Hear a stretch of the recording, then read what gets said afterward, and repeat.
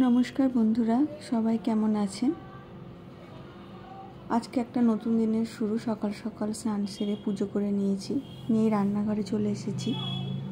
আজ একটু পমফ্রেট মাছের কারি করব, টমেটো পমফ্রেট। সেই জন্য কিছুটা টমেটো আমি কেটে নিয়েছি, আর পমফ্রেট মাছগুলো ওদিকে ভাজতে বসিয়ে দিয়েছি।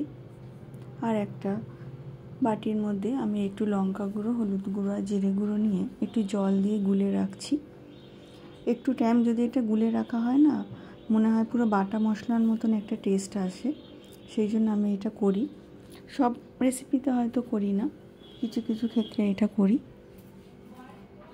মাছটাও এপিট ওপিট করে ভাজা হয়ে গেছে। মাছগুলো এবার আমি তুলে নেব। কিছু ছোট ছোট পোনা মাছ এনেছি, সেগুলোর একটা ঝোল হবে, ওটা মেয়ের জন্য হবে। আর একটু কাটা চচ্চড়িও বানাবো আজকে। আজ কি রান্না করলাম সেগুলোই আজকে তোমাদের সাথে শেয়ার করব। অনেক দিন পর একটু বেশি করে রান্না করছি, কারণ কদিন একদমই সময় পাচ্ছিলাম না। সকালে মেয়েকে নিয়ে বেরিয়ে যেতে হচ্ছে, এক্সাম চলছে, সেই জন্য। আজ ছুটি আছে, তাই আজ ভাবলাম একটু 2-3টে রেসিপি করি। তাই প্রথমে আমি ফ্রাই প্যানে তেল দিয়ে একটু গোটা জিরে আর গোটা শুকনো লঙ্কা ফোড়ন দিয়ে তার মধ্যে টমেটো কুচিগুলো দিয়ে একটু নাড়াচাড়া করে নেব। টমেটোগুলো তাড়াতাড়ি নরম হয়ে যাওয়ার জন্য আমি একটু নুন ছড়িয়ে দিয়েছি, তাতে তাড়াতাড়ি ওইটা নরম হয়ে যায়। ফাল্গুন চৈত্র মাসে শুনেছি নিম বেগুন খাওয়া খুব ভালো, সেই জন্য একটু বেগুনও কুচো করে কেটে নিয়েছি নিম বেগুন বানাবো বলে। বড়দের কাছে শুনেছি, সেই জন্য এটাও আজকে রান্না করব। টমেটোগুলো আমার পুরো গলে গেছে। এবার এর মধ্যে আমি পরিমাণ মতন নুন দিয়ে দিয়েছি, আর যে মশলাটা গুলে রেখেছিলাম ওটাও আমি দিয়ে নাড়াচাড়া করে কষিয়ে নিয়ে পরিমাণ মতন জল দিয়েছি। তোমরা যতটা গ্রেভি করতে চাও সেই অনুযায়ী জল দেবে, আর সেই অনুযায়ী মশলা বা টমেটো দেবে। আমি এখানে 3টে মিডিয়াম সাইজের পমফ্রেট মাছ রান্না করব, আমি সেই অনুযায়ী করেছি। আর ঝালটা তোমরা যে যেমন খাও তেমন করেই ঝালটা দেবে। দেখো ঝোলটা ফুটে যাওয়াতে আমি এর মধ্যে পমফ্রেট মাছের ভাজাগুলো দিয়ে দিয়েছি, আর একটু কাঁচা লঙ্কাও চিড়ে দিয়েছি। এরকম করে মশলাটা গুলে দিয়ে তোমরা দেখো, রান্নাটা খুব ভালো হয়। আমার পমফ্রেট কারি হয়ে গেছে। তারপর আমি বানিয়ে ফেললাম ছোট ছোট যে চারা মাছগুলো, সেগুলো ভেজে নিয়েছি। মাছগুলো একটু উল্টেও দিয়েছি। এটা হবে আমার মেয়ের জন্য শুধু।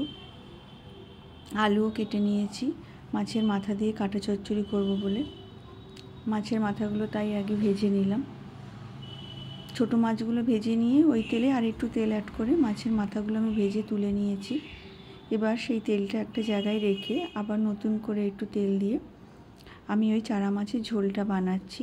কালো জিরা শুকনো লঙ্কা ফোড়ন দিয়েছি, দিয়ে আলুগুলো একটু দিয়ে ভেজে নিলাম। নিয়ে এর মধ্যে হলুদ গুঁড়ো আর একটু লঙ্কা গুঁড়ো দিয়ে আবার একটু ভালো করে ভেজে নিতে হবে।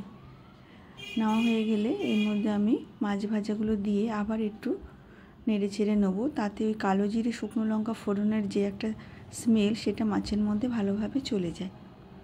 আর আমি এর মধ্যে দিয়ে দিয়েছি একটু কাঁচা লঙ্কা চিড়ে, দিয়ে আমি পরিমাণ মতন জল দিলাম। এবার ফুটে গেলেই আমার এই রান্নাটা হয়ে যাবে। এই রান্নাটায় কোনো মশলা ব্যবহার না করেই ভীষণ টেস্টি হয়। দেখো এরপর আমি আর একটা মেনু বানাচ্ছি, রেসিপি। সেটা হচ্ছে মাছের মাথা দিয়ে কাটা চচ্চড়ি। সেই জন্য আমি একটু গোটা জিরে আর শুকনো লঙ্কা ফোড়ন দিয়ে ওর মধ্যে অল্প কিছুটা পেঁয়াজ কলি ভেজে নেড়ে চেড়ে নিয়ে তার মধ্যে পেঁয়াজ কুচো, 2টো রসুন কুচো দিয়েছি, আর একটু আদাও আমি গ্রেট করে নিয়েছি। নিয়ে ওগুলো ভাজা ভাজা হয়ে গেলে তার মধ্যে টমেটো দিয়ে, মানে টমেটো কুচি দিয়ে, যে আলুগুলো আমি একটু অল্প সেদ্ধ করে রেখেছিলাম সেগুলো দিয়ে ভালো করে ভাজতে হবে। ভালো করে ভাজা হয়ে গেলে এর মধ্যে পরিমাণ মতন লঙ্কা গুঁড়ো, কাঁচা লঙ্কা চেরা, ধনে গুঁড়ো, জিরে গুঁড়ো দিয়ে একটু মিষ্টি মানে চিনি একটু দেবে, দিয়ে ভালো করে কষাতে হবে। যখন কষে আসবে, আলুগুলো সিদ্ধ হয়ে যাবে, তখন ভাজা মাথার টুকরোগুলো দিয়ে একটু খুন্তি দিয়ে একটু ভেঙে ভেঙে দিতে হয়। দিলে সেটা আলুগুলোর সাথে ভালো মতন মিশে যায়। এবং এর ওপর আমি ওপর দিয়ে একটু গরম মশলা ছড়িয়ে দিয়েছি। ব্যাস আমার রেডি হয়ে গেছে কাটা চচ্চড়ি। অনেকক্ষণ রান্না করছি তাই একটু চাও বানিয়ে নিলাম। আমি আর মা একটু চা খেয়ে নিলাম, নিয়ে আবার শুরু করেছি। নিম বেগুনটা করব, সেই জন্য বেগুনের খোসা ছাড়িয়ে ছোট ছোট টুকরো করে নিয়ে বেগুনগুলো ভেজে নিলাম।